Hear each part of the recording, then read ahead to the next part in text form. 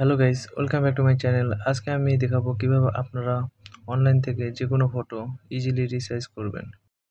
বিভিন্ন ধরনের online admission test, বিশেষ করে বিভিন্ন ধরনের কলেজ অ্যান্ড ইউনিভার্সিটিতে যখন আমরা অ্যাডমিশন টেস্ট দিয়ে থাকি তখন বিভিন্ন ধরনের ফটো রিসাইজের প্রয়োজন পড়ে। তাছাড়া আমরা যখন অনলাইন কোনো একটি বিশেষ জবের ক্ষেত্রে অ্যাপ্লাই করি তখনও ফটো রিসাইজের প্রয়োজন পড়ে। বাট আমরা জানি না কিভাবে অনলাইন থেকে ইজিলি যে কোনো ফটো রিসাইজ করা যায়। অনলাইনে বিভিন্ন ধরনের ওয়েবসাইট রয়েছে যেগুলোর মাধ্যমে আমরা ফটো রিসাইজ করে থাকি। বাট সব ওয়েবসাইট প্রপারলিভাবে কাজ করে না। বাট আজকে আমি দেখাবো কিভাবে আপনারা অনলাইন থেকে বা এই সাইটের মাধ্যমে প্রপারলি যে কোনো ফটোকে রিসাইজ করবেন। এখন যেটি করতে হবে, আপনাদের ফোনে থাকা যে কোনো একটি ব্রাউজারে প্রবেশ করবেন। ব্রাউজারে প্রবেশ করার পর সার্চ বারে লিখবেন ফটো রিসাইজ। ফটো রিসার্চ লেখার পরে এখানে অনেকগুলো সাইট দেখতে পাবেন।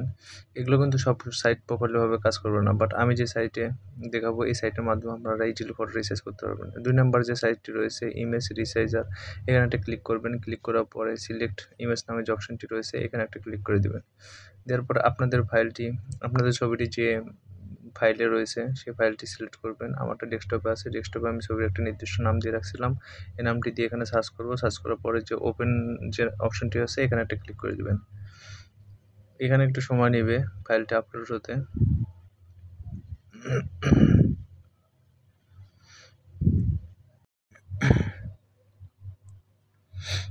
আমার পিকচারটি আপলোড করা শেষ।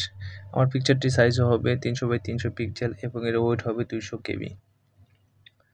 সো এখন আমি যেটা করব, ওয়েট নামে যে অপশনটি রয়েছে এখানে আমি 300 দেবো, আর হাইট নামে যে অপশনটি আছে আমি এখানে 300 দেবো। আপনারা আপনাদের পিকচারের সাইজ অনুযায়ী এখানে দিয়ে এটা রিসাইজ করে নিতে পারেন। বাট এখানে একটা প্রবলেম কিন্তু ফেস করবেন।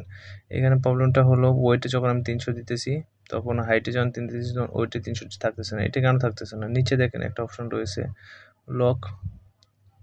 লক নামে যে অপশনটি রয়েছে এখানে অপশনটি উঠাই দিবেন। এখন আমি কিন্তু ইজিলি আমার পিকচারটি রিসাইজ করতে পারবো। এই দেখেন এখানে 300 দিলাম, 300 এখানে 300। আমার ফাইলটি যেহেতু 200 KB হবে, সো এখানে 200 দিলাম। আর এটা যে ফরম্যাটে হবে এই ফরম্যাটটি দিয়ে দিবেন। যেহেতু আমার জেপিজি ফরম্যাট প্রয়োজন তাই আমি জেপিজি এখান থেকে সিলেক্ট করব। দেন এক্সপোর্ট নামে যে অপশনটি রয়েছে এখানে একটা ক্লিক করে দেবো। আর ফাইলটি এক্সপোর্ট হয়ে গেছে। এখন ডাউনলোড ইমেজ নামে যে অপশনটি আছে এখানে একটা ক্লিক করে দেবো। ওকে, ডাউনলোড ইমেজে ক্লিক করে দিলাম। অলরেডি আমার ফাইলটি ডাউনলোড হয়ে গেছে। সো এইভাবে আপনারা ইজিলি আমার দেখানো ওয়েবসাইটের মাধ্যমে যে কোনো ফটোকে রিসাইজ করে নিতে পারেন। সো আজকের ভিডিওটি এ পর্যন্তই। সবাই ভালো থাকবেন। আর আজকের ভিডিওটি যদি আপনাদের কাছে ভালো লেগে থাকে তাহলে অবশ্যই আমার চ্যানেলটি সাবস্ক্রাইব করে দিবেন।